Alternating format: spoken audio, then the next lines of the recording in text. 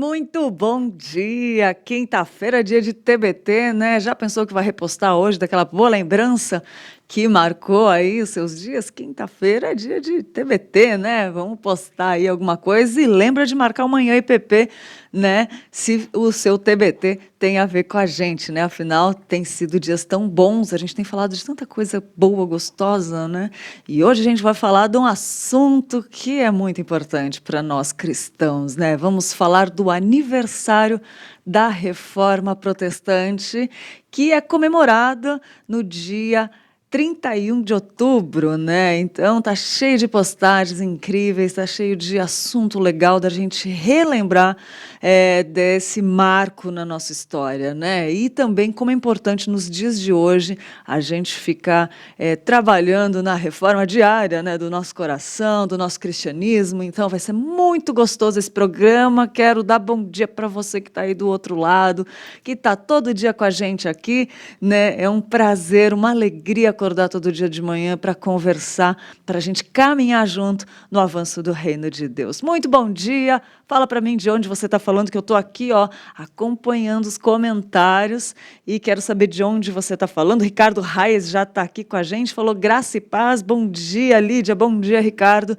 Que Deus abençoe e vamos falar sobre essa reforma religiosa que aconteceu no século XVI e foi deflagrada quando o monge agostiniano Martinho Lutero fixou nas portas da igreja de Wittenberg, na Alemanha, as 95 teses contra as indulgências e os desmandos do papado, né? A reforma não foi uma inovação na igreja, mas uma volta à doutrina dos apóstolos. Não foi um desvio de rota, né? Martinho Lutero não se revoltou e quis criar uma igreja nova nem nada, mas ele quis voltar às escrituras, né? E a reforma colocou a igreja de volta nos trilhos da verdade. E quais foram as grandes ênfases dessa reforma? Você sabe? Em primeiro lugar, a singularidade das escrituras. O conhecido sola escritura acentua que as escrituras são a nossa única regra de fé e prática e que devemos rejeitar peremptoriamente qualquer doutrina que não esteja fundamentada na palavra de Deus. Isso é muito interessante, né? Em segundo lugar, a singularidade da fé.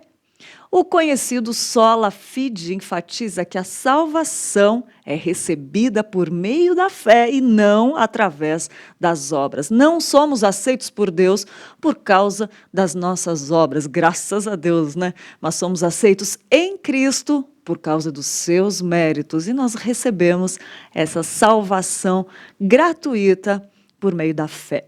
Em terceiro lugar, a singularidade da graça. O conhecido sola gratia destaca que não somos salvos pelas obras que nós fazemos para Deus, mas pela obra que Cristo fez por nós. Graça é um dom precioso, concedido a alguém que não merece, mas que precisa. Olha que interessante.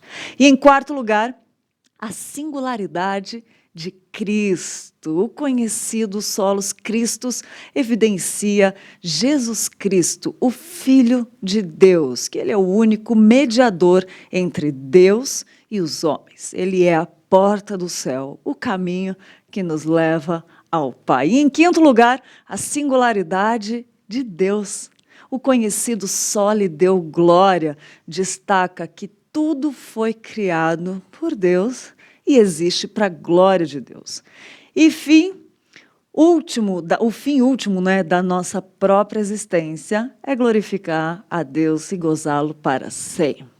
Essas são as descrições, né, dos 5 pilares da Reforma Protestante, do que o nosso querido reverendo Hernandes Dias Lopes explicou tão bem nesses 5 importantes pilares, aí as palavras do reverendo Hernandes Dias Lopes. E vamos lá, que tem um versículo para a gente meditar sobre esse tema, que diz assim, e está lá em Efésios 2, 8, 9.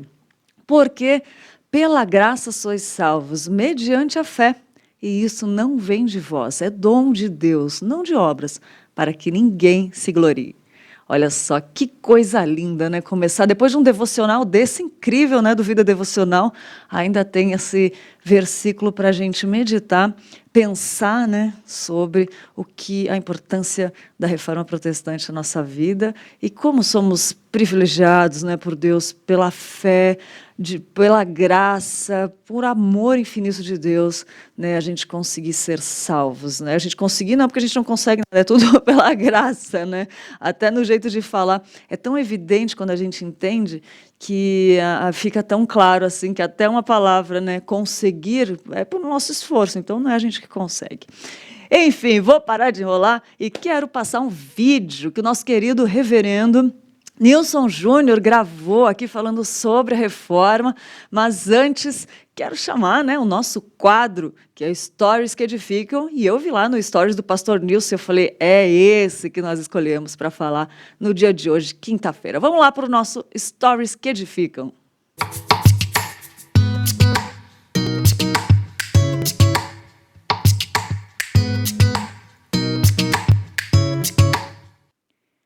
Stories que Edificam é esse vídeo que eu falei sobre a reforma protestante. Para tudo que você está fazendo e presta atenção que ele é rápido e muito, muito bonito, muito gostoso de assistir. Fala aí, pastor Nilson, vamos assistir juntinhos. A reforma protestante foi um dos eventos mais importantes de toda a história. Ocorrida no século XVI, ela acontece num contexto de extremo vazio espiritual e de confusão teológica. Até que um dia, pela graça de Deus, um servo de Deus, lendo as Escrituras, ele descobre que o justo viverá pela fé. Ou seja, a justiça de Deus, ela não é a atitude de Deus que vem esmagar o ser humano, mas é a ação de Deus para resgatar, para redimir o ser humano. E essa é a grande contribuição da reforma protestante, o entendimento de que a salvação ela se dá pela graça de Deus, mediante a fé no Senhor Jesus Cristo.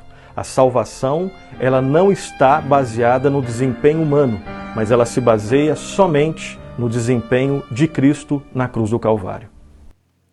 Olha aí, que interessante, como é bom refletir sobre isso, né? Muito bom, pastor Nilson, sempre sendo usado por Deus aqui para edificar nossas vidas.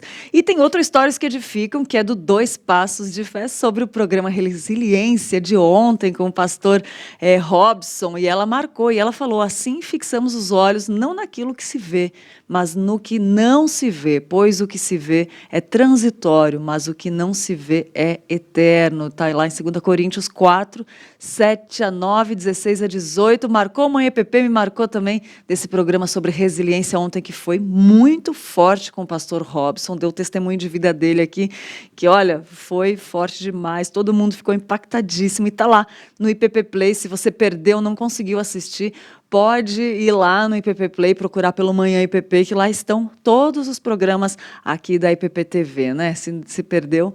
Então tá aí mais um Stories que Edificam, né? Do 2 Passos de Fé, sempre com a gente. Quero mandar um abraço para o 2 Passos de Fé, que está sempre, sempre, sempre acompanhando a gente. Falar em acompanhando a gente, ó, a Deise Prado falou, abençoadíssima quinta-feira, sou de Cachoeiro de Itapemirim, Espírito Santo, paz a todos, Deise, um abraço. O André também falou, a reforma protestante trouxe de volta o genuíno evangelho de Cristo. Graças a Deus, né, André? Isso aí mesmo. A Rosiana Schroeder falou, eu sou evangélica luterana, parabéns para Lutero. É verdade, olha aí, coisa boa. Também fui lá no comecinho, quando eu era pequena, também fui luterana, lá na minha cidade, no Rio Grande do Sul. Muito legal. André, servo de Deus vivo. Rosiana, você da igreja luterana, irmã.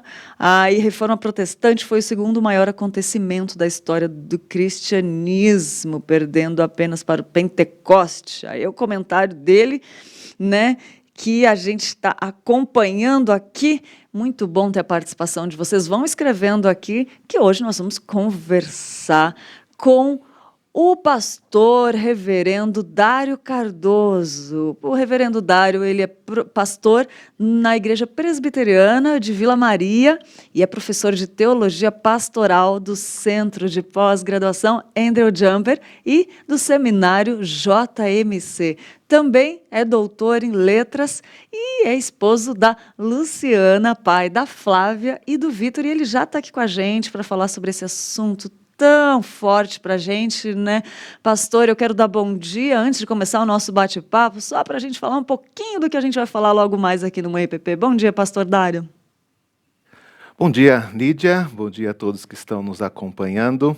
É uma grande alegria estar aqui esta manhã. Obrigado pelo convite para tratar dessa questão que é tão importante para nós, tão cara e que nos compromete de forma tão decisiva. Nós estamos há 504 anos da Reforma e temos a responsabilidade de manter o seu compromisso, o seu espírito. Vamos falar um pouquinho do que aconteceu lá e da nossa responsabilidade aqui. Espero que isso abençoe e fortaleça a nossa vida e de todos que estão conosco esta manhã. Amém, é verdade, reverendo Dário, e é muito interessante mesmo, 504 anos, né, se a gente pensar que o Brasil tem 520, o Brasil tinha 16 anos quando essa reforma aconteceu, olha quanto tempo de história aí, né, como é uma caminhada longa e importante para a gente, né. É isso daí, antes, né, da gente ter esse bate-papo gostoso, tem muita coisa aqui no Manhã EPP ainda, e eu quero falar que a sua casa, apartamento ou empresa merece uma cara nova de vez em quando, né? Já pensou em colocar uma peça de mármore ou granito em algum dos seus espaços? Para isso você pode contar com a Mega. Assiste esse vídeo para conhecer o trabalho incrível que eles fazem, até mesmo em superfícies especiais. Você não conhece o trabalho da Mega ainda? Então, é uma grande oportunidade para você conhecer, e uma peça de mármore, né? Às vezes faz toda aquela diferença para ficar bem bonito, diferente e personalizado. Peça sob medida também, com atendimento personalizado, iguais as peças que podem fazer para sua casa. Então, assiste esse vídeo junto comigo e tenha ideias de como você pode melhorar a decoração da sua casa com a Mega.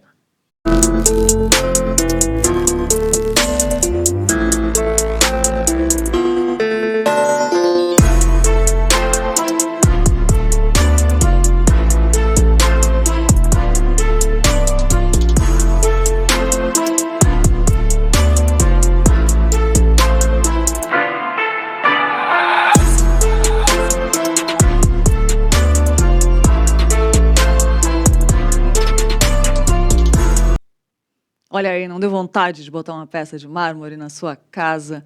Com certeza, né? Então, peça sob medida com atendimento personalizado com a equipe da Mega. Pode entrar em contato lá com os números que estão aparecendo na sua tela e saber mais, né? O 011 951 72 1549 ou também, né, pelas redes sociais. Muito bom, gente. Muito bom. Tem dica de tudo aqui, né? E tem ponto de vista também. E hoje o nosso ponto de vista é sobre moda. A mulherada gosta demais desse quadro, eu sou suspeito de falar porque eu gosto também. E a Vivi Cardinale vai falar hoje sobre monocromático. Vamos ver o que a Vivi trouxe para a gente de novidade em relação à moda no nosso ponto de vista de hoje. Uma das formas mais legais e fáceis de usar cor é através do look monocromático. Só que ao contrário do que você pensa sobre look monocromático, você pode sim usar looks monocromáticos coloridos. A maioria das pessoas opta pelo tudo preto, tudo branco, tudo cinza, e hoje eu vou te mostrar que não precisa ser só look monocromático básico.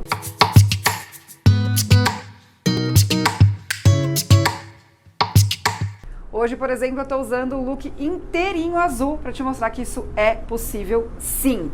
E a maior vantagem do look monocromático, além de ser fácil de combinar, já que você está misturando cores iguais, só que com tons diferentes, né? Então você pode colocar um azulzão com um azulzinho, um amarelão com um amarelinho, ele ainda te ajuda a ficar mais longilínea. E aí algumas pessoas acabam falando que você fica mais elegante. Eu prefiro dizer que você fica mais refinada, porque você acaba fazendo escolhas mais coerentes para o cérebro de quem te vê. Isso mesmo, quando alguém te olha e você está inteira de uma única cor, você acaba passando uma comunicação que você é, inclusive, mais alta. Por isso que a pessoa te vê como mais elegante. Então esse é um ótimo pulo do gato para as meninas que querem ficar mais longilíneas, usar tudo da mesma cor. Só que meu convite nesse vídeo é para você sair do óbvio, certo? Então, além de looks todo azul, como eu estou usando, você pode fazer todo rosa, ou todo amarelo, ou todo verde, ou todo vermelho, ou até brincar com tons próximos, como o vermelho e o rosa. Eu amo essa combinação, porque apesar de ela não ser monocromática, aos olhos de quem te enxerga, parece que é, porque as cores são muito próximas. Então, para isso acontecer, é legal que você escolha um tom de vermelho e um tom de rosa bem próximos. E o meu convite nesse vídeo é para você perder esse medo da cor, né? Não tem problema nenhum você sair toda colorida por aí. Isso não é deselegante, isso não vai te deixar mal vestida. Claro que dicas que eu já dei aqui nessa série de vídeos, como escolher um bom acabamento, escolher um bom tecido, escolher um bom corte de roupa, também ajuda. Mas tem uma coisa que eu gosto de te incentivar, use cor dessa forma e perca o medo delas. Olha, e quanta dica boa e dica de moda, nosso quadro Ponto de Vista. E eu já estou aqui com o reverendo Dário Cardoso. Bom dia mais uma vez agora, né? Pertinho. Bom dia, Lídia. Que a gente nem combinou as cores, né, reverendo? Verdade. Muito bom. Ah, reverendo, que tema bom de falar, né? Como é bom lembrar e saber que há muitos anos atrás, quase o tempo da idade do Brasil, né? Um homem de Deus teve a atitude, a ousadia de fazer essa reforma com as 95 teses, né? Fala pra gente um pouquinho. Para quem não sabe, eu não sei se tem alguém novo no canal que nunca ouviu falar da reforma protestante, eu acho meio difícil, né? Mas pode ser que tenha alguém. Explica pra gente o que é a reforma, como que ela nasceu, conta um pouquinho pra gente. Essa questão do tempo, né? E quando a gente chega a 500 anos, a gente percebe a importância de entender o que a reforma foi, Lídia. Porque a igreja, ela nasce ali em Jerusalém, se expande por todo o Oriente e ganha o Império Romano até o ano 400, 500 mais ou menos depois de Cristo.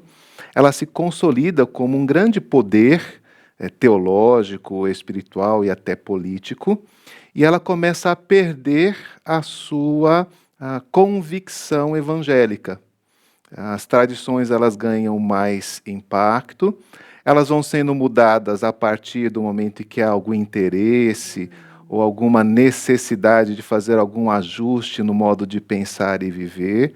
E imagine isso acontecendo durante 1000 anos, sem que houvesse um parâmetro para dizer o que é certo e o que é errado na vida da igreja.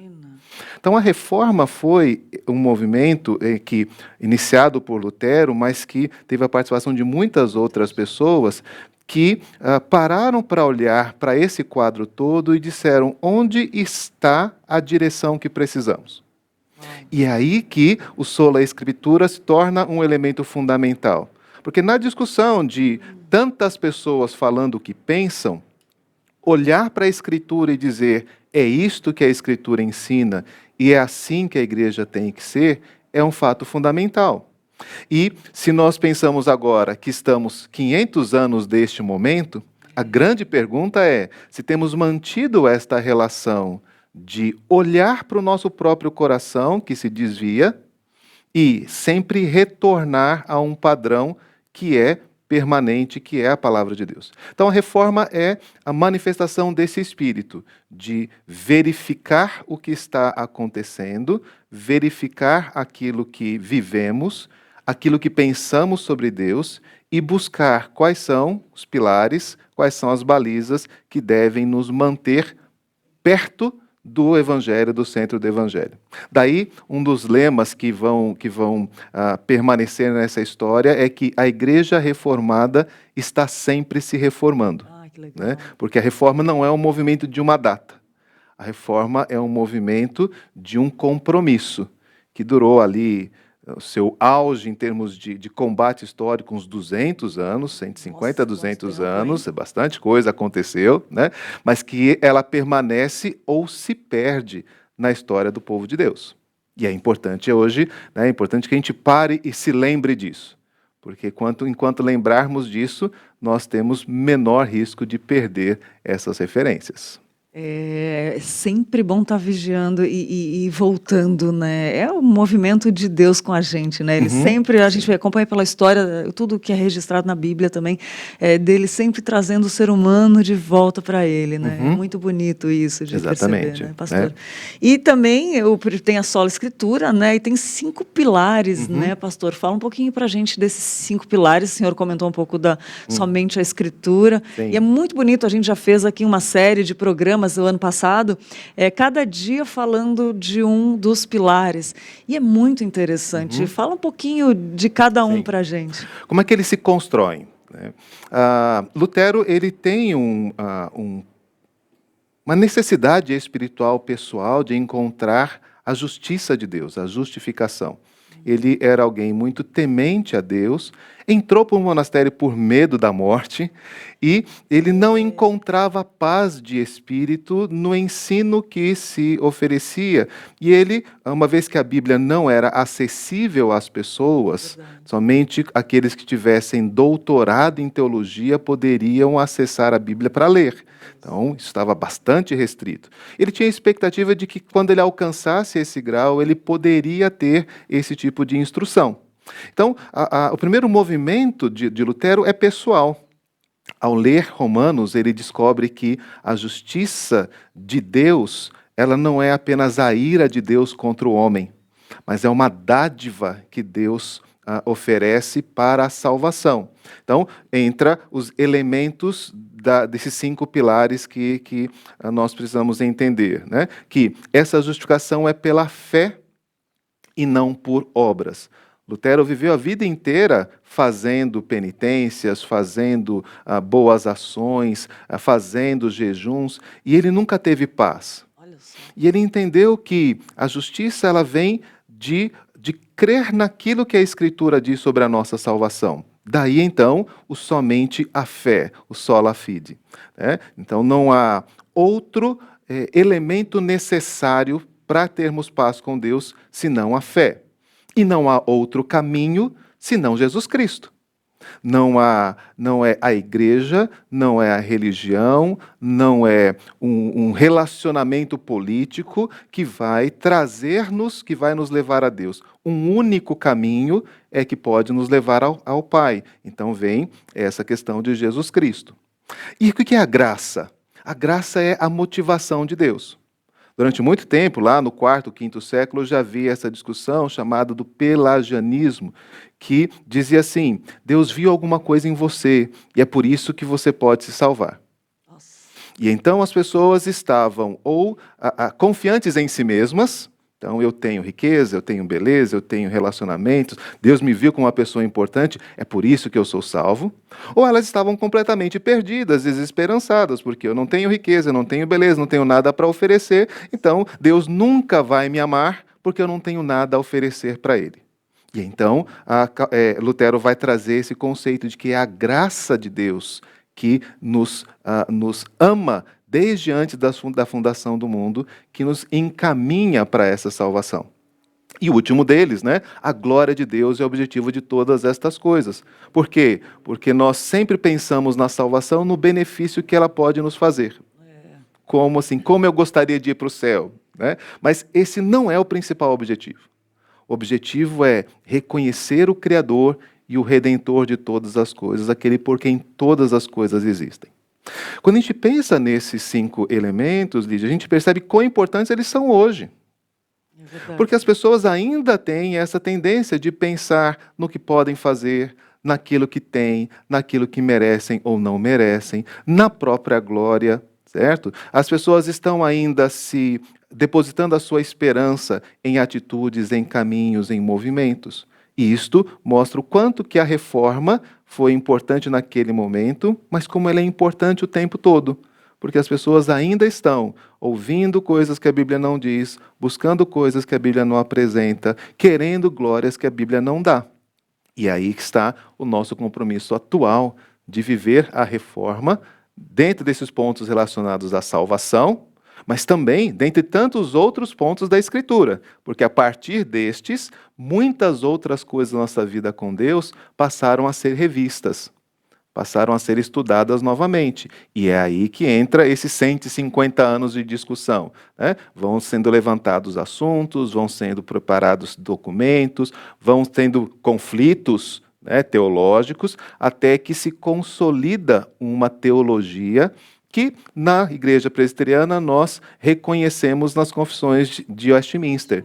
Então, nós estamos falando de 1650, certo? Quase 150 anos depois da Reforma. Então, a gente tem ali um documento que expressa o resultado de todo este trabalho, começado ali por Lutero e outros que estavam lutando pela Escritura naquele momento. E pastor, 95 teses, né?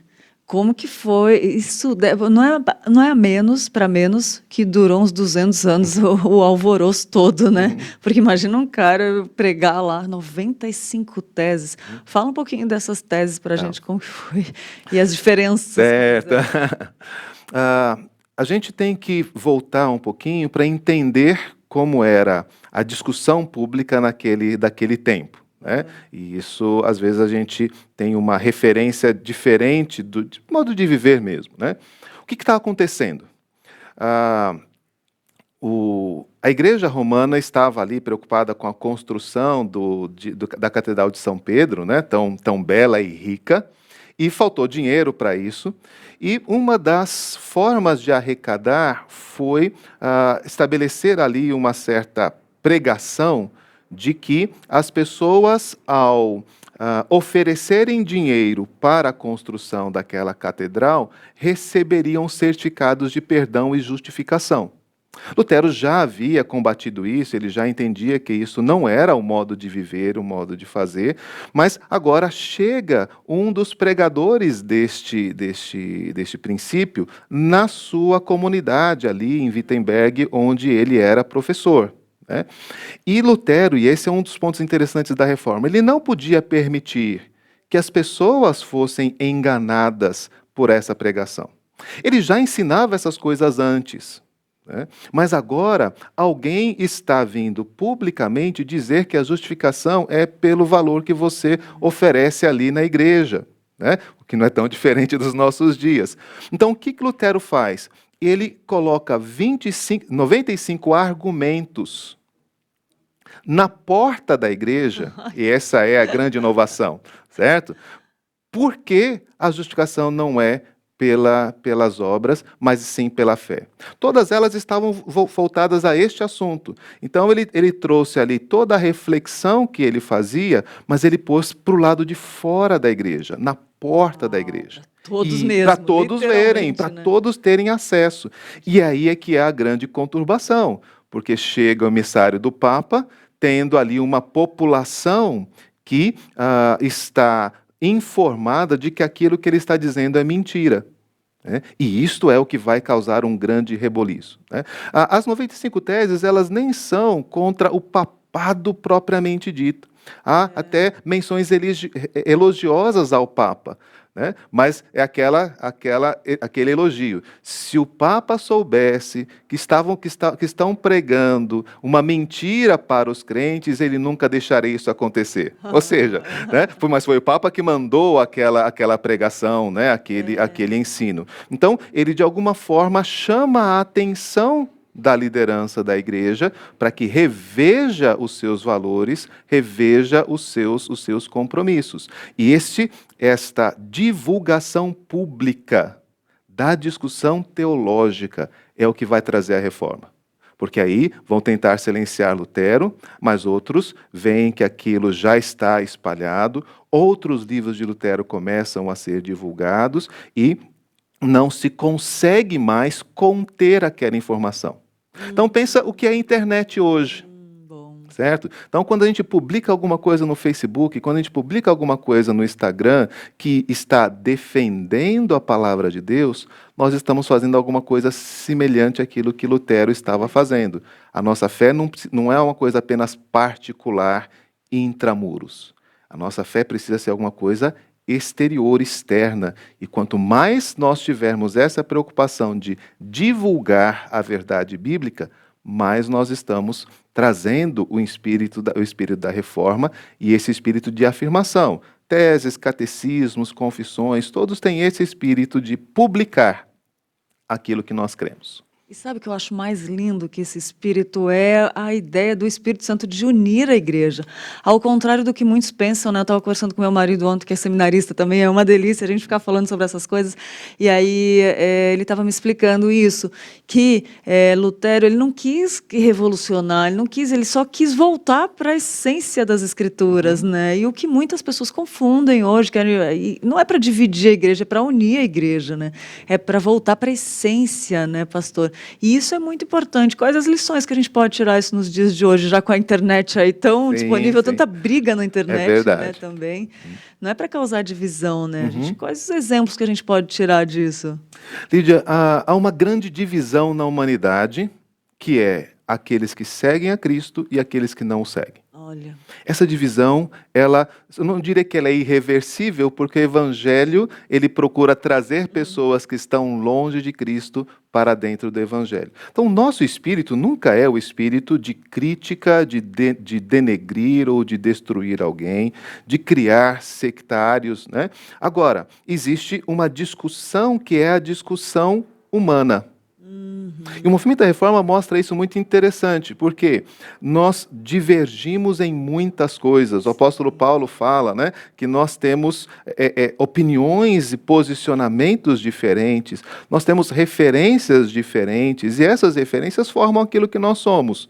Né? Cada igreja, cada ministério, cada denominação. A pergunta é, se nenhuma dessas coisas é a verdade em si, nós conseguimos compreender que, embora diverjamos em determinada interpretação, aquilo que é fundamental no Evangelho nos une? Certo? Nós estamos buscando crescer no conhecimento ou estamos buscando destruir aquilo que outros estão fazendo? Então, Lutero nos dá a oportunidade de ouvir, mas também nos dá a responsabilidade de falar. O silêncio em relação à mentira não pode ser admitido. E isso vai causar conflito. O próprio Jesus disse, eu não vim trazer paz, eu vim trazer espada. Mas a espada não é por conta da minha atitude ou da minha ação. É por conta da verdade ou da mentira. Né? É muito interessante, a gente sempre lembra desse momento de 31 de outubro de 1517, né, que é a fixação das teses, porque ela gera todo esse reboliço, mas talvez o evento mais significativo da reforma é a chamada Dieta de Worms, que aconteceu em 1521.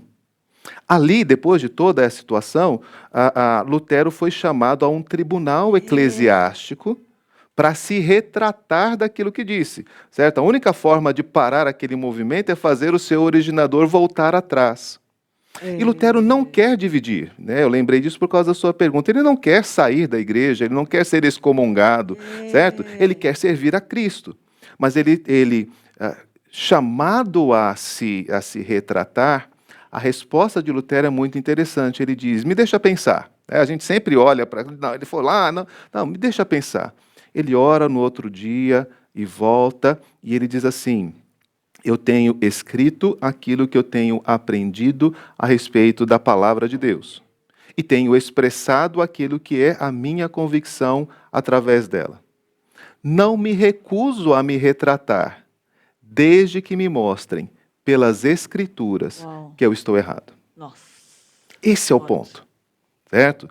Lutero não está defendendo o pensamento porque é o pensamento dele. Ele está pronto a abrir mão de qualquer uma das suas proposições, desde que se mostre que nas Escrituras de que ele estava errado. Esse é o espírito que une, mas esse é o espírito também que causa a divisão.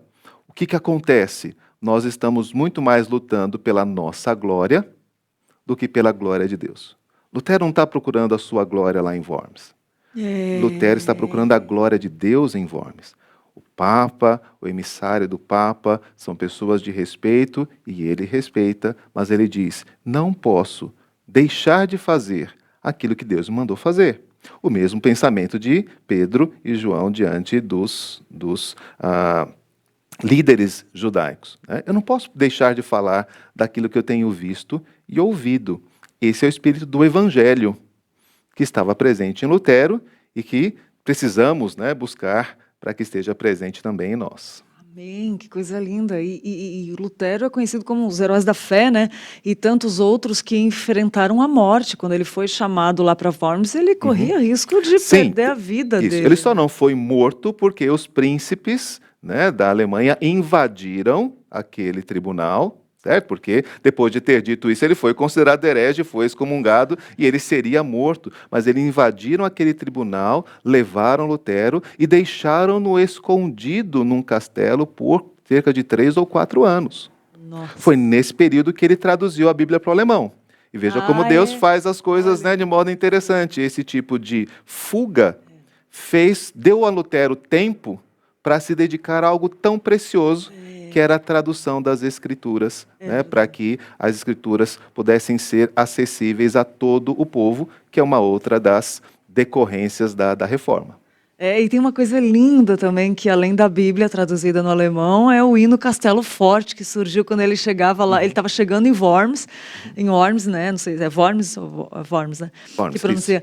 E ele estava chegando com um amigo dele, ele cantava o hino Castelo Forte, né? Foi aí que foi criado o hino. E olha, até hoje é um dos hinos mais tocados nas congregações, assim. Você vê como o poder de Deus se manifesta, né, Verdade. pastor? Marca, né? E aí você vê ali na própria letra do hino todo esse contexto. Eu tô até com ele A letra aqui, dele né? mostra toda essa pressão. Então, isso não é apenas poético.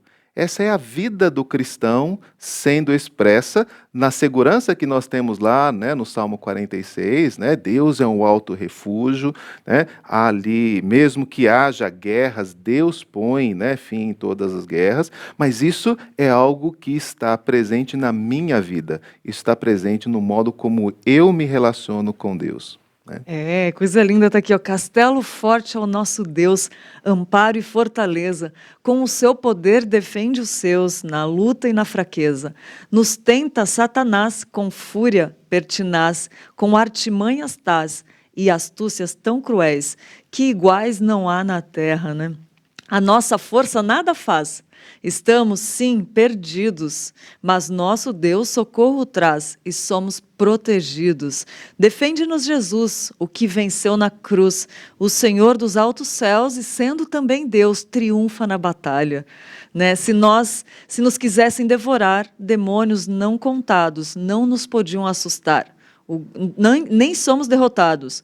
O grande acusador dos servos do Senhor já condenado está, vencido cairá por uma só palavra.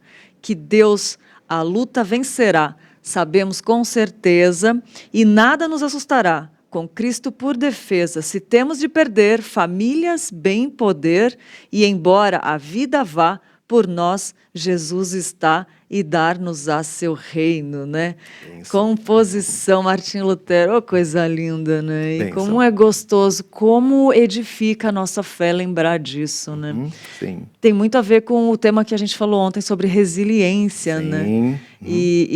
Essa palavra resiliência, ela começou nas fábricas, anos atrás, que eles usavam materiais bons, que tinham a capacidade de passar por grandes mudanças e permanecer, voltar à essência, ao que era, né? Voltar sem modificar o que ele era na real, né? E depois que essa palavra veio para o ser humano, para a humanidade, né? Sim. E o cristianismo tem muito a ver com essa resiliência. Sim, né? certamente. E é importante que a gente entenda isso, desta oposição. Nós temos esses eventos, né, gloriosos, mas a história da Reforma traz também muitas tragédias. Né? Traz muitas situações onde o desfecho do ponto de vista histórico humano não é tão agradável, mas a disposição dos servos e esse espírito de que o Senhor nos dará o reino permanece. Né? Então, acho que vale a pena então mencionar, né, os reformadores que estiveram aqui no Brasil, no Rio de Janeiro. Né? Ai, por favor. Calvino trouxe, né, por volta ali de 1550, mandou alguns huguenotes, né, franceses calvinistas reformados para aquela colônia que foi instalada no Brasil. né? Essa colônia ela tinha como propósito estabelecer ali uma nação livre, uma vez que na França os embates eram muito, muito duros, né, para os protestantes. Então, os protestantes se animaram, Calvino mandou pastores para cá, mas logo o líder que estava, Villegagnon, que era o líder dessa comunidade, ele se mostrou ainda muito arraigado na tradição católica. E ele então expulsou os pastores e os calvinistas desse assentamento lá na Baía de Guanabara, certo? Eles saíram, mas eles tiveram um problema no navio e alguns então ficaram para trás, 4 deles. E aí são, né, esses 4 que vão voltar para o assentamento, serão presos ali e terão que expressar a sua fé contra um tema que era ali presente, que era a questão da Santa Ceia, né? Se havia ou não a transformação dos elementos da ceia. E eles não eram os pastores, eram sapateiros, eram marceneiros, eram pessoas, né, da comunidade de trabalho, mas fizeram uma belíssima declaração de fé, a Confissão de Fé da Guanabara, onde eles explicam, né, a natureza espiritual da nossa comunhão com Cristo através da Santa Ceia. E eles, então, por conta de não negarem a sua fé protestante, 3 deles foram lançados de um penhasco no mar. E eles iam cantando salmos, como este, né, de Lutero, né, dizendo da certeza que eles tinham de que o Senhor estava ao lado deles, mesmo aqui naquele momento do martírio. Um deles só sobreviveu porque Villegagnon tinha interesse nos trabalhos dele, Jean de Lery, o sapateiro, né? Então ele tinha interesse Então Jean de Lery, quando ele conseguiu escapar, voltou para a França e nos contou essa história de homens que, do ponto de vista humano, perderam a sua vida. Perderam a oportunidade de voltar para casa, mas não perderam a sua fé e nem deixaram de dar o seu testemunho. Nossa, que exemplo, não é para menos que chamam de heróis da fé, Sim. né? Porque é um exemplo, não tem como você ler uma história dessas, tomar conhecimento disso e não ser impactado, e não ter vontade, né, de fazer alguma coisa diferente. E é isso que eu queria te perguntar, pastor. Como que isso pode nos influenciar? Como que a gente pode tirar mais proveito para colocar mais em prática isso? Porque às vezes fica tão esquecido, né? Sim. Algumas coisas que eu acho que são importantes a gente pensar naquilo que a Reforma produziu e naquilo que nós vimos durante a história. Primeiro, Lídia, é a importância do conhecimento bíblico-teológico. Não é possível ser, de fato, reformado sem conhecer as Escrituras. Boa. Nós estaremos sendo apenas conduzidos pela tradição. Se eu tiver um bom pastor, eu serei um bom crente. Se eu tiver um pastor ruim, eu serei um crente ruim. Né? Então, a Reforma ela mostra a importância que cada um de nós tem de voltar às Escrituras. Por isso Lutero está tão empenhado, por isso sociedades bíblicas estão empenhadas em que a Escritura esteja na mão das pessoas, porque ela é a referência. Então, é preciso aprender isso. Como é que Lutero chegou onde chegou? Estudando as Escrituras. Como é que Calvino chegou onde chegou? Estudando as Escrituras. Sim, eles eram gênios e eles eram homens, né, com uma missão extremamente importante. Mas o modo como eles chegaram lá não foi outro, senão o estudo das Escrituras. A segunda coisa que eu acho importante a gente entender é a importância da publicação da nossa fé. Então, crer é importante, mas é preciso também confessar. Legal. É isso que Romanos disse, que com o teu coração creres que Jesus ressuscitou dos mortos e com a tua boca confessares que Jesus é o Senhor, né, será salvo. Então, essa invocação do nome do Senhor, essa publicação da nossa fé, é o que nós aprendemos com a Reforma. Então, eu não posso ser reformado se eu não estou comprometido com o evangelismo, se eu não estou comprometido com missões. Se eu não estou comprometido em dar testemunho desta fé a outras pessoas. Imagine, se Lutero visse aquele pregador passando, ele disse, não, mas eu sei que tudo isso é mentira. E deixasse toda aquela população de Wittenberg ser levada a essa falsa segurança de salvação. Nós precisamos falar Quando vimos um erro ou quando vimos alguém que precisa do Evangelho, é necessário que a gente esteja disposto a falar. E acho que a terceira coisa que a reforma nos mostra é que há um grande peso e uma grande dificuldade em mudar a sociedade. O conflito é grande, aos nossos olhos impossível, né? Mas as sociedades mudaram. A Alemanha mudou, a França mudou, a Europa mudou, a Suíça mudou, a Hungria mudou. Então, nós temos que entender que a reforma nos mostra que o Evangelho pode sim mudar um país como o Brasil. Uau, amém. Isso já aconteceu antes, certo? Nações inteiras foram transformadas e se mostraram não apenas prósperas financeiramente, né? Porque isso Sim. é o que se diz sempre do protestantismo, mas antes dessa prosperidade, o que havia era uma sociedade justa e temente a Deus. E quando a gente sente falta disso no nosso país, a gente se lembra que no passado nações foram transformadas, porque pessoas conheceram a Bíblia e pessoas publicaram a sua fé e pagaram o preço disso. A perseguição, a ódio, a zombaria, a desdém. Calvino passou a vida inteira como exilado da França. Ele era francês e teve que se exilar na Suíça durante toda a sua vida. Foi certamente muito custoso para ele isso. Mas veja, foi isso que fez de Calvino uma grande referência, porque todos os que foram exilados dos seus países iam ali para Genebra para receber instrução e voltavam para os seus países.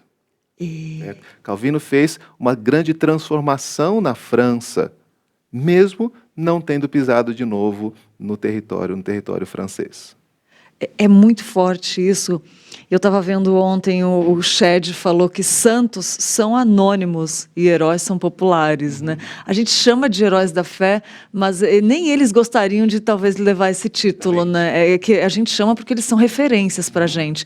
Mas eles queriam, era um temor ao Senhor, era uma garra de viver aquilo que Deus tinha, sabe? Uma consciência. Acho que Deus abriu a visão deles assim para eles entenderem o que era o propósito de Deus na terra, na vida, para glorificar a Deus. É muito forte, né, pastor? Verdade.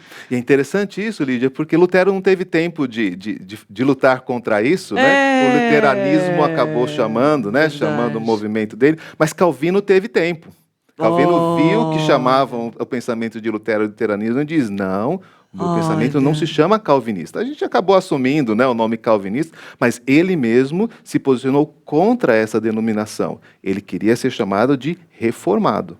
Como certamente Lutero também, né, gostaria de ser chamado se soubesse que haveria essa relação. Né? Eles não estavam colocando o nome deles na história. Né? Isso é a nossa tendência humana de fazer essas distinções. Então, chamamos luteranismo, calvinismo, né? Mas o que esses homens queriam era uma igreja reformada, uma igreja que buscasse ao Senhor, a igreja de Cristo. E é como lindo esses dois pontos, né? De não dividir a igreja, mas unir, né? Ele não queria dividir, ele queria voltar ao evangelho. E também não levantar nenhuma bandeira. Se a gente só tivesse temor ao Senhor e agisse dessa forma hoje, já mudaria muita coisa, né? Um avivamento já teria mais próximo, né, pastor? É verdade, porque o que é o avivamento, senão o povo de Deus engajado na obra de Deus? Ai, certo? Que sonho! É o esfriamento do nosso coração, é o esfriamento da nossa relação com Deus que leva, né, a essa letargia espiritual. A palavra de Deus, ela é o grande poder propulsor. Lutero não falava de avivamento, ele tem uma frase muito interessante de Lutero, ele diz que, né, que enquanto ele estava se alimentando, né, e tomando cerveja, né, lá o costume alemão com seus amigos, né, a Bíblia fazia tudo. Ele diz, eu não fiz nada, a palavra de Deus fez tudo. Certo? É isso que vai trazer, né, a transformação na família de cada pessoa. Porque a reforma, Lídia, da sociedade é importante, mas a reforma de cada coração, de cada família. né? Então, nós que almejamos lares crentes, lares abençoados, cheios da graça de Deus, se buscarmos o espírito da reforma, veremos os seus efeitos dentro da nossa casa. E é a coisa mais linda, eu lembro da conferência de Avivamento e Reforma Espiritual que teve aqui na igreja, e 2 pontos sobre isso. Uma, que grandes avivamentos às vezes começaram por uma pessoa quebrantada e orando, né? E outra, que quando o povo está muito afastado de Deus, às vezes nós temos essa sensação, né, de que está tanta divisão na igreja, tanta briga, que daqui a pouco eu fico pensando assim, daqui a pouco Deus fala, meu Deus, ele não fala, meu Deus, mas tipo, está tudo tão afastado que ele traz o povo de volta. Isso é o avivamento, é trazer o povo, o pessoal, o povo dele de volta para ele, né, para próximo. Ele é tão misericordioso e gracioso que ele faz isso, né? É o avivamento. Então, assim, 2 coisas, né? Uma, que a gente não pode desistir de orar, e bem como o senhor falou, né? De desejar, se cada um fizer a sua parte. Exato. Essa foi a lição que maior ficou na conferência de avivamento e reforma que teve aí. Isso é muito lindo, né, pastor? É verdade, né? Porque a ilustração de Jesus é esta, né? Que o reino de Deus é como uma mulher que coloca o fermento numa massa. Ali, ó. E que vai fazer com que toda aquela massa seja levedada. Então você não precisa de muito fermento. Você precisa só de fermento. Havendo fermento, ele vai fazer o seu trabalho, ele vai crescer, pode demorar mais, pode demorar menos, mas ele vai chegar ao seu ponto e ele vai trazer a influência para toda tudo aquilo que o circunda, né? Para tudo aquilo que está ao redor dele. Não tem como não, né? Pastor, quero ler alguns comentários aqui. O 2 Passos de Fé falou: a reforma tem importância não apenas em nossa fé, mas para o mundo. É verdade. A reforma influenciou na política, ciências, artes, educação, economia, cultura, direitos humanos, tudo que Deus toca melhora. É bem isso mesmo, né? É verdade, né? Porque esse é o processo de redenção. Boa. Nós vivemos num mundo corrompido pelo pecado, e isso não é apenas um tópico espiritual. O modo como nós dirigimos está corrompido pelo pecado. O modo como nós nos divertimos, o modo como nós trabalhamos está corrompido pelo pecado. À medida em que a Escritura e o Espírito de Deus toma conta das nossas ações, essas coisas vão sendo redimidas. Olha que coisa E linda. não é só a igreja, certo? Nós somos redimidos no nosso modo de agir.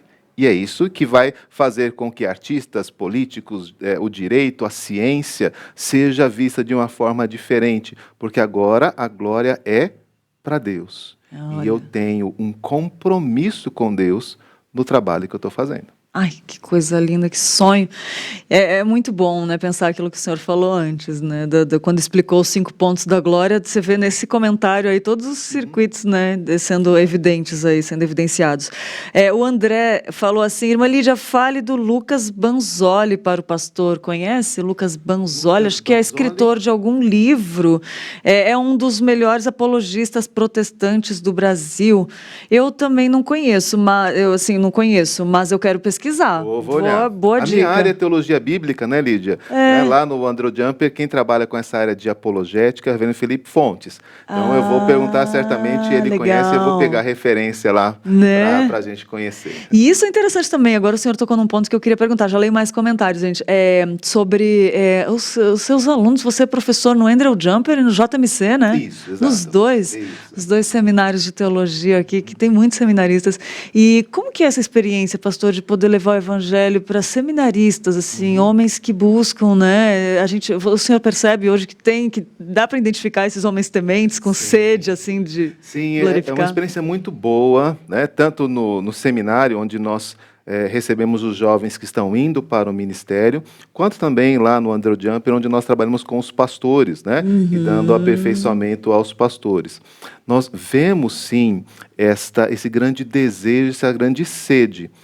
É também visível, Lídia, que a gente precisa crescer na questão bíblica, no compromisso teológico. Mas uma das coisas que tem marcado a nossa Igreja Presbiteriana do Brasil, que é com quem eu trabalho, é essa sede missionária. Ai, que legal. Plantação de igrejas, revitalização de igrejas, a preocupação em ter ali as igrejas sendo fortalecidas, sendo firmadas, né? Ao mesmo tempo, né, a gente enfrenta com os pastores muita tristeza às vezes, né, uma certa melancolia em relação a não terem os frutos deste trabalho, não verem, verem conflitos na vida da igreja. Então muitos chegam até nós, até mesmo meio desanimados, meio cansados, né? Então poder falar deles desta graça do Evangelho e poder ajudá-los com ferramentas de estudo, de conhecimento, para que a escritura seja a base do ministério deles,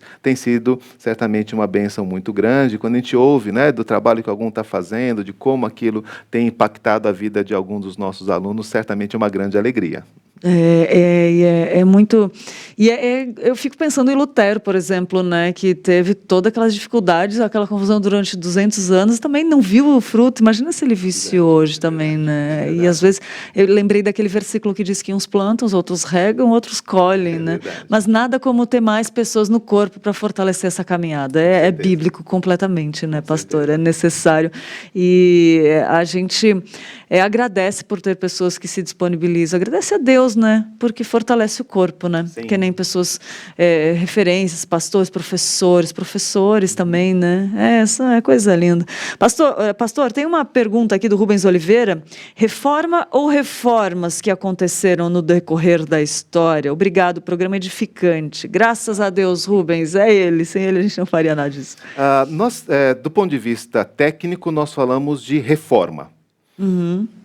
Mas, como eu disse, é um movimento que abrange uma grande quantidade de ações que não estão ligadas diretamente. É por isso que alguns têm trabalhado com essa questão, esse conceito de reformas, porque é possível, sim, especificar. A reforma na Suíça teve uma característica, a reforma na Alemanha teve outra característica, a reforma na Hungria, é bem desconhecida a história da Hungria, mas foi um dos primeiros países e até hoje é um país marcado pelo movimento reformado, né? A reforma na Inglaterra, né, teve uma conotação diferente. Então, à medida em que a gente percebe circunstâncias históricas mesmo e o posicionamento daqueles que foram responsáveis, a gente percebe essas diferenças. Mas aquilo que você havia mencionado, Lídia, nós estamos observando um core, que é esses pilares e esta mesma ponderação. Os elementos teóricos e os elementos práticos, eles divergiram de lugar para lugar. Mas eles sempre tiveram essa mesma característica. E é por isso que a gente sempre fala, até hoje de igreja reformada, né? Então, a gente só pode falar tecnicamente de reforma naqueles países em que havia o predomínio católico, a hegemonia católica e o surgimento, né, de movimentos de reforma da Igreja Católica. É por isso o nome. Então, quando nós pensamos no Brasil, por exemplo, que é um país católico, tecnicamente a gente não pode falar de reforma.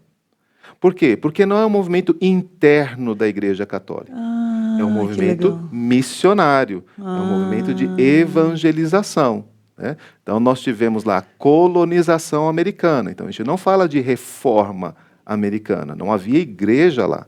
Certo? Então, esse é um movimento que a gente tem que observar, por isso que a gente fala de reforma. Tá? É um momento onde a hegemonia da tradição católico-romana está sendo questionada a partir desses pilares por alguns dos seus próprios membros. Certo?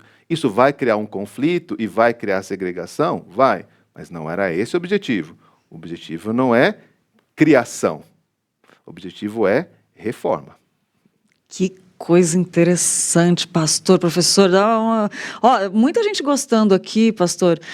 Simone falou, bom dia, graça e paz. Também compartilho com você, Lídia, esse sonho de um avivamento no Brasil. Amém. Vamos sonhar, vamos orar, gente, por isso. O Renato falou, os idosos tiveram tantos direitos restringidos nos últimos tempos. Observe-se a reforma previdenciária de 2019. São pessoas que justamente herdaram mais sabedoria e experiência ao longo da vida. O Edilson também sonha com o evangelho que o evangelho volte a influenciar. Todos um segmento novo. E a Estela Mares falou: bom dia, amo ouvir e estudar a história da igreja. Esses homens de Deus nos deixaram um legado de vivenciar, experimentar, transformar a fé daqueles que ainda não se renderam, né, ao evangelho puro e simples, ou que se renderam ao evangelho, né? Pastor, é muito interessante, o senhor estava falando, aí eu estava pensando, como que pode a mesma palavra em diversas línguas chamar para voltar para a essência, né? Aí me lembrou do já e do ainda não, né? Que é aquilo que tudo que a gente espera, né? Que a gente pode degustar um pouco da glória de Deus que vai ser lá, né? E lá vai ser uma língua só, vai ser. Então é muito bonito a gente ter essa esperança, mesmo com toda essa realidade às vezes que nos desanima, né? Mas ter essa esperança do viver o já e ainda não, e tem tudo a ver com esse voltar, com a reforma, né? Foi mencionado lá no início, né, o segundo grande evento, né, a reforma como sendo o segundo grande evento da história da humanidade, e a referência a Pentecostes é muito importante aqui. Boa. Porque uma das coisas que aconteceu lá na Torre de Babel é o desentendimento humano por conta das línguas que foram, né, do espalhamento por conta das línguas. Né? E é isso mesmo, são as línguas nacionais que estão acontecendo ali. Em Pentecostes, cada um ouve as maravilhas do Evangelho, as grandezas de Deus na sua própria língua.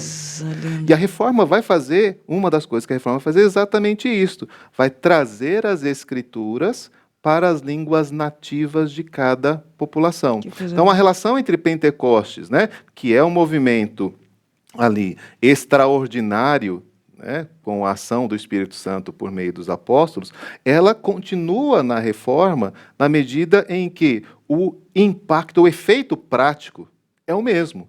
Ouvir as maravilhas de Deus na própria língua. Né? Então, esse é o processo de restauração de todas as nações. Oh, que coisa linda. Quando se cumprir este processo, então estará revertida a maldição de Babel. Não só do ponto de vista das línguas, mas também do ponto de vista da humanidade. Um só rebanho e um só pastor. Né? E a gente vai experimentando isso por meio da fé. A gente se identifica agora como unidos, embora temos línguas, costumes, práticas, até denominações diferentes, mas nós já reconhecemos esta unidade da igreja em Cristo. Nossa, que coisa linda. Gente, que preciosidade, né, pastor? Poder pensar nisso tudo, essa riqueza que a história e que o poder da palavra de Deus nos trazem para os nossos dias, para o nosso futuro, para a nossa vida eterna com Cristo, né? É muito bom, gente.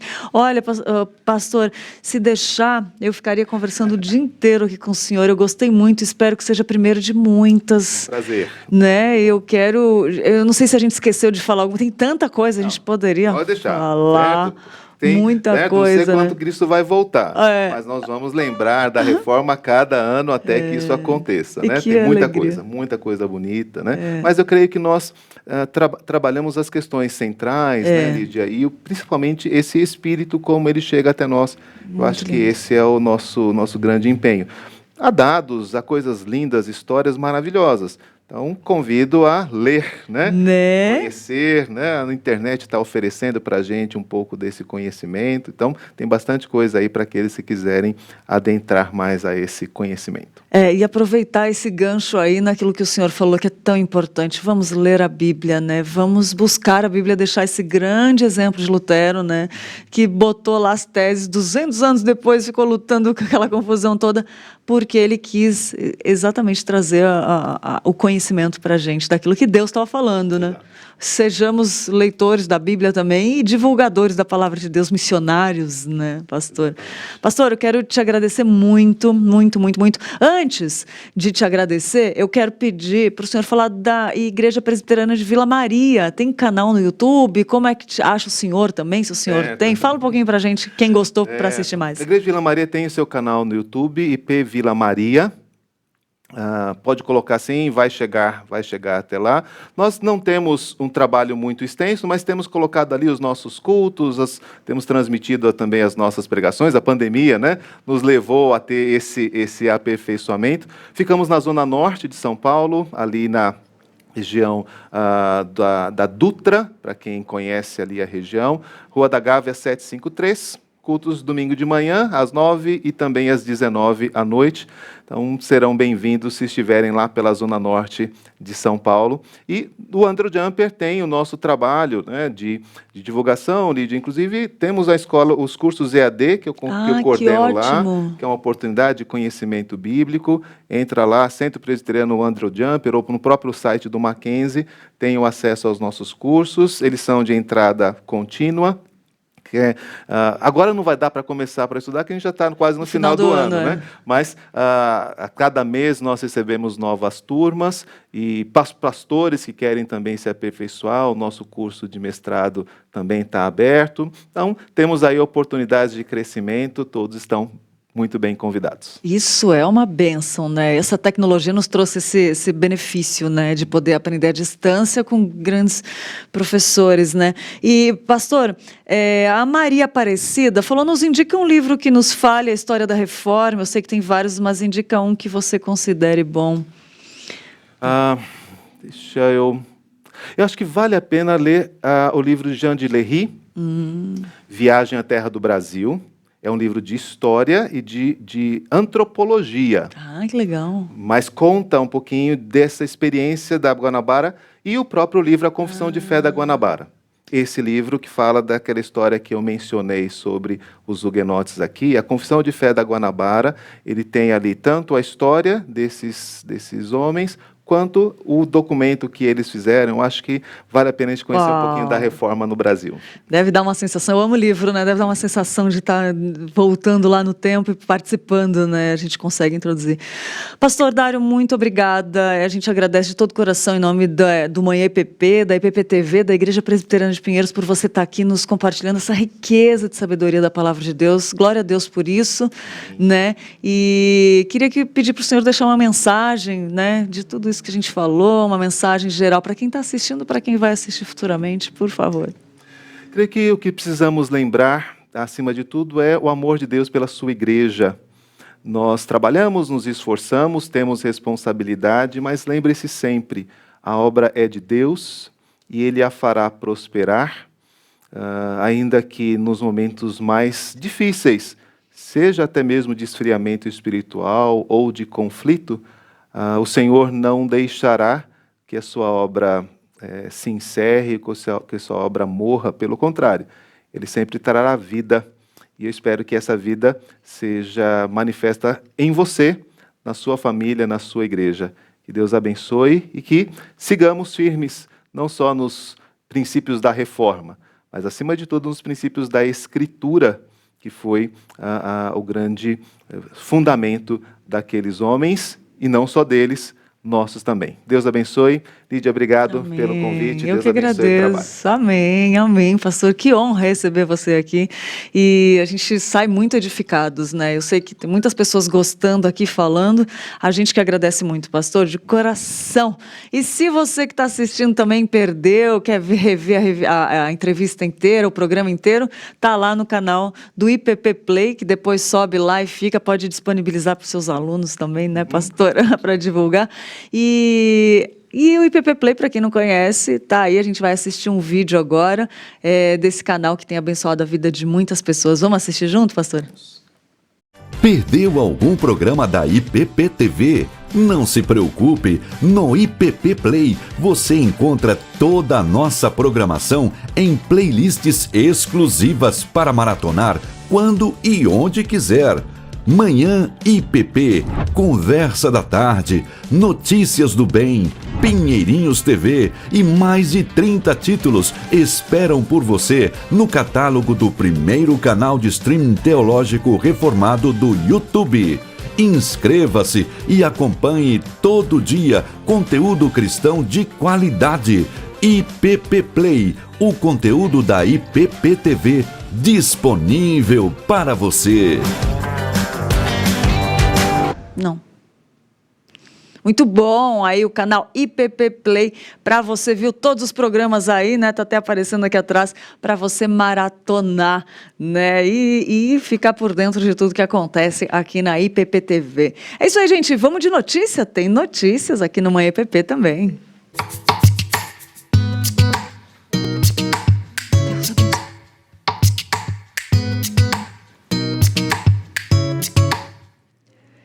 O coral da Igreja Presbiteriana de Pinheiros ganhou uma nova marca. Nós vamos mostrar para você como foi o processo de produção e a apresentação dessa identidade visual. Com quase 90 anos de história, o Coral IPP ganhou uma nova identidade visual. A marca foi idealizada pela design gráfico Laís Regina e segue um padrão sequencial de outras usadas em todos os ministérios da igreja. O símbolo, feito nas cores preto e dourado, apresenta uns conceitos de excelência, ritmo, grandeza, nobreza, imponência e aliança. Bom, a gente já tinha o direcionamento, então, de que a marca deveria remeter à marca principal da IPP, que é a tulipa verde e amarela. Então, nós utilizamos o mesmo conceito, porém, com cores que remetem à sofisticação, como o preto e o dourado, e para trazer a ideia de algo majestoso, de algo feito com excelência, como tudo que a nossa igreja presbiteriana amada faz para o Senhor, não para nós. O logotipo dá a ideia de ritmo, de sequência e de sofisticação. E o nosso amado Mateus nos solicitou essa marca, que está fazendo parte agora do ministério, e a Beth, de maneira muito graciosa, aprovou. Então essa marca vai ser utilizada nos materiais de divulgação do coral, de maneira a deixá-lo mais conhecido para o público. A nova marca pode ser aplicada em diversos materiais como camisetas, canecas, redes sociais e muitos outros, para que o coral fique ainda mais conhecido e seja mais um braço missionário. O logotipo foi apresentado para a regente do coral em uma reunião online. A maestrina destacou que a cor dourado representa a luz e a alegria. Quando sobreposta ao preto, traz um realce maior, focando no objetivo do coral, que é propagar as boas novas. Gostei muito do logotipo que foi criado para o coral da IPP e a partir de agora vamos usá-lo, né? Essa arte maravilhosa criada pela Laís e ficamos muito contentes mesmo, gostei bastante. Ela colocou o dourado, né, como a cor principal ali, e eu lembro que o ouro, né, ele é luz, ele é glória, ele é nobreza, ele é alegria, é vitória, né? Nós tivemos agora recentemente as Olimpíadas e o prêmio maior que chega no pódio é a medalha de ouro, né? E aí nós lembramos de Jesus, que foi vitorioso sobre a cruz. E nas cores litúrgicas nós também temos o ouro. Sempre que celebramos o Natal, a Páscoa, o dourado, né, a cor do ouro dourado simboliza a obra redentora de Jesus, o Rei dos Reis. E quando a artista coloca o dourado sobre o preto, dá um maior destaque, a luz brilha mais, né? E aí nós lembramos do nome precioso de Jesus Cristo, o nosso Salvador, a quem deve ser somente toda a honra, todo o louvor, toda a glória, pelos séculos dos séculos. E nós queremos, como coral, como grupo vocal da Igreja de Pinheiros, proclamar esta obra redentora tão linda, esta grande bênção que temos, e assim anunciar esta boa nova a todas as pessoas, através das nossas vozes, que possamos adorar e bendizer o nosso Deus. Lembro-me também que temos 3 pétalas ou folhas, né, que é o desenho, e 3 é o número que está presente na música, na nossa arte. Nós temos a tercina, que é um elemento rítmico, que são 3 notinhas juntas, né, que álteras de 3 notas, que nós chamamos de tercina. Também temos a tríade na harmonia, que representa a soma dos sons harmônicos. Temos o compasso ternário também, é outro elemento na arte musical. E isso liga esse logo com a nossa arte, né, da música. Lembro também que 3 é o símbolo da Trindade. Deus Pai, Deus Filho, Deus Espírito Santo. e que esse é o nosso desejo, que nós possamos adorar e bendizer o nosso Deus Trino. Desde o início da pandemia, o coral da Igreja Presbiteriana de Pinheiros deixou de se apresentar presencialmente nos cultos, mas foi inovador e seguiu para o formato mosaico. Nessa modalidade, cada coralista faz sua gravação cantando da sua casa, seguindo o mesmo tom e ritmo, e envia o seu vídeo. No fim, eles são finalizados lado a lado e mixados, formando um grande coral virtual.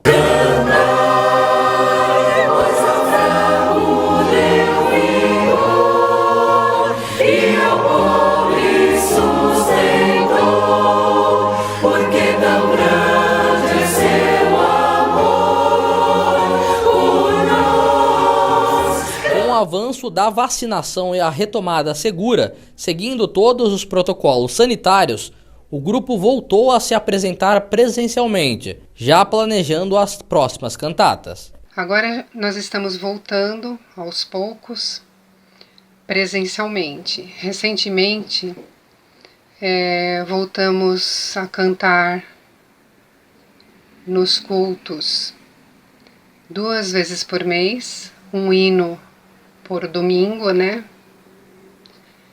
Cumprindo os protocolos como máscara e o distanciamento e uma música por culto, como foi dito. Nesta semana, além dos ensaios virtuais, nós voltaremos com os ensaios presenciais também, com naipes em salas separadas, com todos os cuidados, né, com todas as prevenções, cumprindo os protocolos também. E já estamos nos programando, ensaiando já para a cantata de Natal, tanto na igreja como no Mackenzie.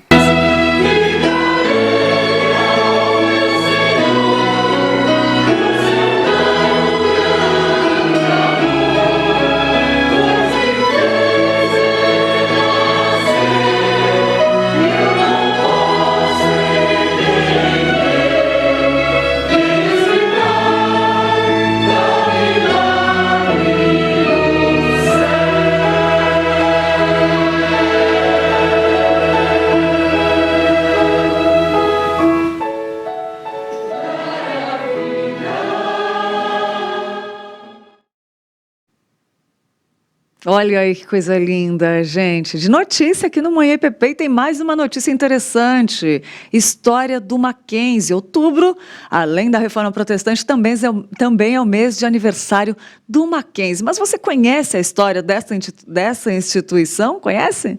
A universidade completa 151 anos de tradição e é uma das mais conceituadas em São Paulo, em rankings nacionais e internacionais. Confira na reportagem. O Mackenzie iniciou suas atividades em 1870, quando o casal de missionários presbiterianos George e Mary Chamberlain chegou a São Paulo. Entre os objetivos estavam cuidar da igreja já existente na cidade e criar uma escola que recebesse as crianças que não eram aceitas em outras, independente de classe social, cor ou religião. Uma grande inovação daquela época foi a inserção de meninos e meninas na mesma sala. Esses princípios permanecem até hoje. Não fazer distinção de sexo, credo ou etnia. O Mackenzie tem algumas características que o têm acompanhado ao longo de toda a sua história. E uma dessas características é o seu inclusivismo, tá? A sua aceitação de pessoas de todas as procedências. Então, desde os tempos da escolinha americana, muito pequenina ainda, lá no centro antigo de São Paulo, o Mackenzie passou a ter na mesma sala de aula meninos e meninas, a chamada educação mista, que não era uma coisa comum naquela época no Brasil, tá? Então, meninos e meninas na mesma sala de aula, já foi uma inovação, já foi uma coisa revolucionária. Depois, pessoas de todas as condições sociais. Na mesma sala de aula, filhos de famílias ilustres de São Paulo e filhos de escravos. Isso também foi uma novidade. E também pessoas dos mais diferentes grupos. Havia protestantes, havia católicos, havia republicanos, positivistas, maçons, quer dizer, pessoas que encontravam dificuldade para estudar em outras escolas eram recebidas, eram acolhidas no Mackenzie.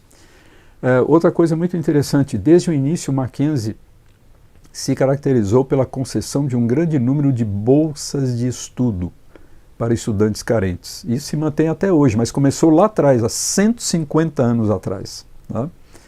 Nós temos os registros históricos falando, por exemplo, de doações de pessoas ilustres para custear bolsas de estudos para crianças da escola americana. Então esse é um dado realmente muito importante no que diz respeito à história e ao espírito, à filosofia educacional do Mackenzie. Nos anos seguintes, com o nome de Escola Americana, foram implantados 2 novos cursos, Ensino Fundamental e o curso de Filosofia. Em 1879, Dona Maria Antônia da Silva Ramos, baronesa de Antonina, vendeu ao reverendo Chamberlain a chácara da família em Higienópolis, na capital paulista. Era o início de uma nova fase. Naquela época, o colégio pertencia à PCUSA, a Igreja Presbiteriana dos Estados Unidos. Foi então que a fama chegou aos ouvidos do advogado americano John Mackenzie, que, sem nunca ter vindo ao Brasil, deixou em testamento uma doação à Igreja Presbiteriana Americana para que se construísse uma escola aqui.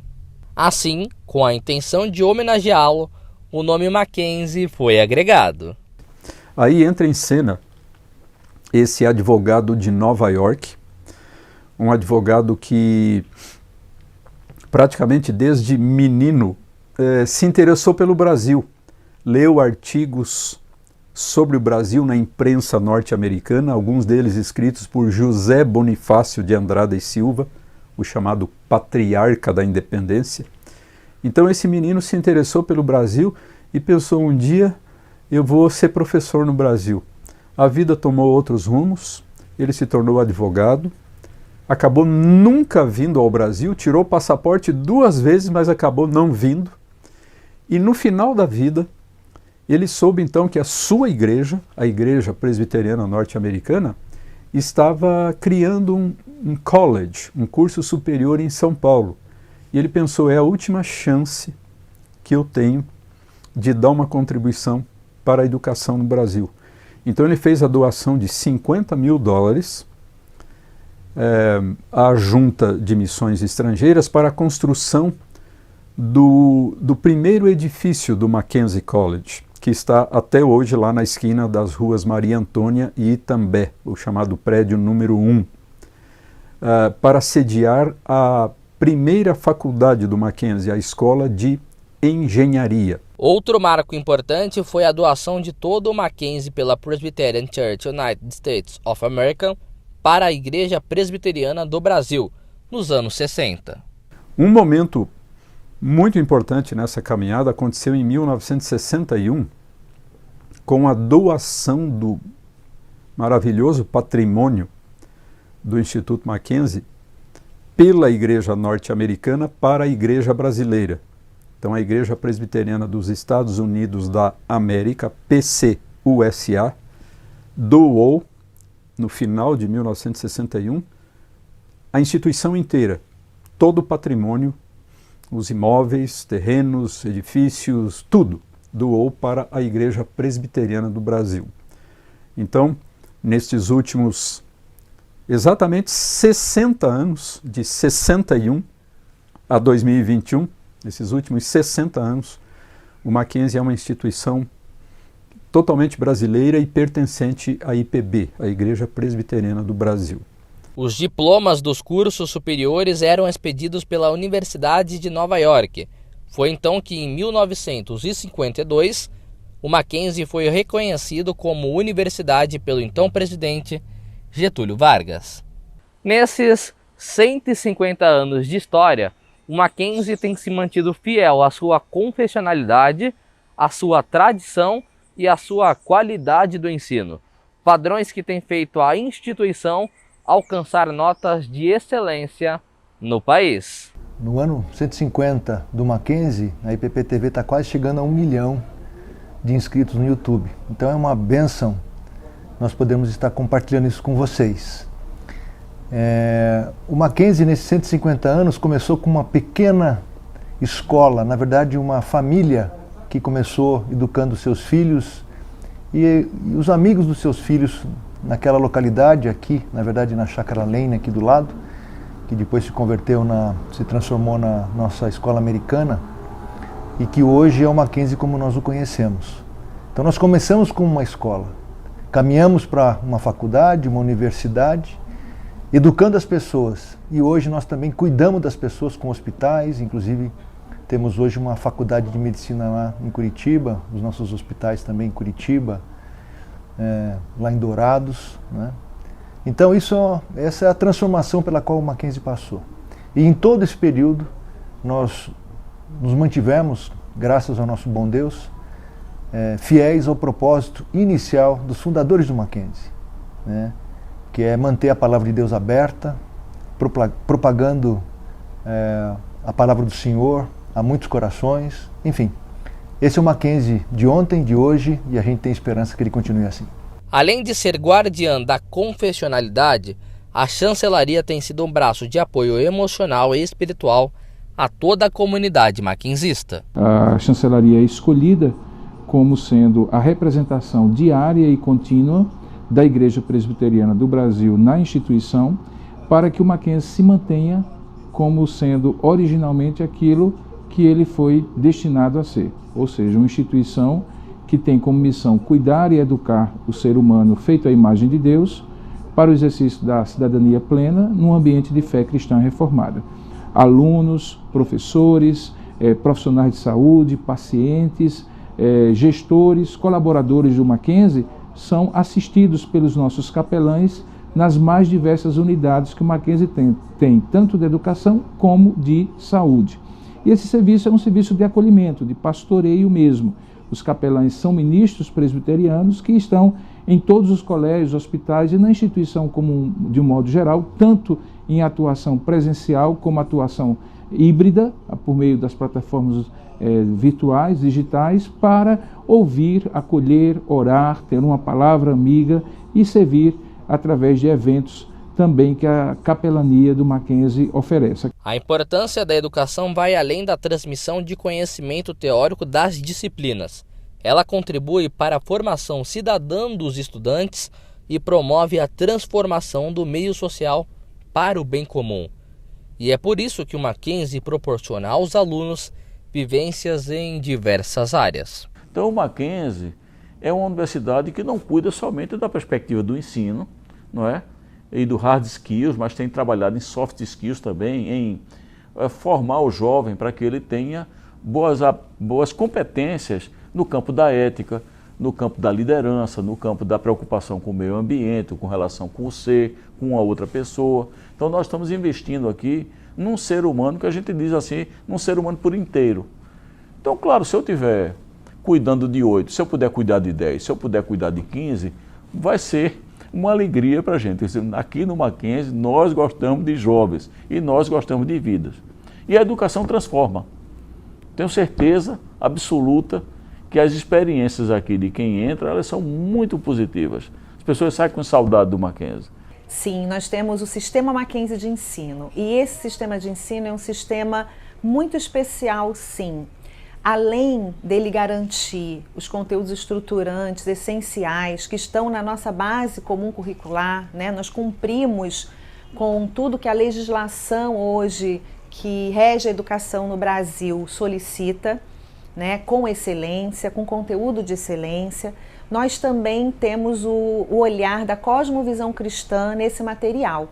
Então, é um material que avalia, né? Existe uma revisão teológico-filosófica que avalia esses conteúdos que vão ser compartilhados nos livros. Muitas vezes existe uma integração com a palavra de Deus, com o que a Bíblia diz sobre determinado conteúdo, né? Então, para a abordagem toda no ensino ser cristocêntrica. Olha aí, que delícia, notícia aqui no Manhã IPP para você ficar ligadinho de tudo que acontece, né, na sua igreja missionária e também no Mackenzie, história linda de uma das maiores e melhores universidades do país. Quero dar parabéns ao nosso querido reverendo pastor Alberto Lima, né, que está de aniversário hoje. Pastor Alberto, que Deus abençoe muito, feliz aniversário de todos nós da IPP-TV para o senhor, que é uma bênção em nossas vidas. Deus abençoe muito. E eu fico por aqui, mas amanhã eu estou de volta, sexta-feira, e espero por você. Fique agora com Notícias do Bem, com Roberto Quirino e Tainá Félix. E até amanhã. Fiquem com Deus. Tchau, tchau.